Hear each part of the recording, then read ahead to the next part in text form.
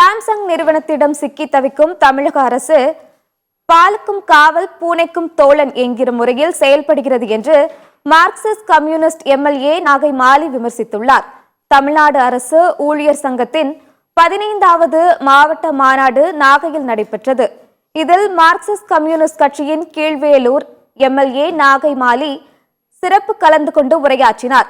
அப்போது பேசிய அவர், தேர்தலில் வெற்றி பெற வேண்டும் என்பதற்காக அரசு ஊழியர்களுக்கு வாக்குறுதிகளை அளித்துவிட்டு கடந்த 3.5 ஆண்டுகளாக அவற்றை செயல்படுத்தாமல் உள்ளதாக தமிழக அரசை கடுமையாக சாடினார்.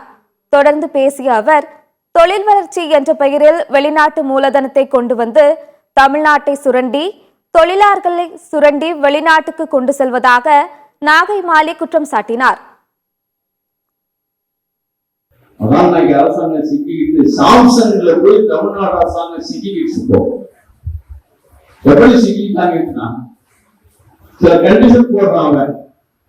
தமிழ்நாட்டுல தொழில் கவனம்னா என்னென்ன செய்யணும், அதுல தொழிற்சங்கம் அமைக்கிற உரிமை தொழிலாளர்களுக்கு நீ கொடுக்கக்கூடாது என்று அந்த சரத்துல ஏறி அரசாங்கம் கையெழுத்து.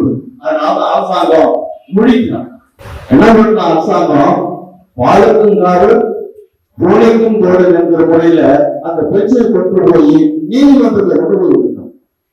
தமிழ்நாட்டு மக்களை காவல் வாங்குற ஒரு தொழில் வளர்ச்சி தமிழ்நாட்டில் என்ன தொழில் வளர்ச்சி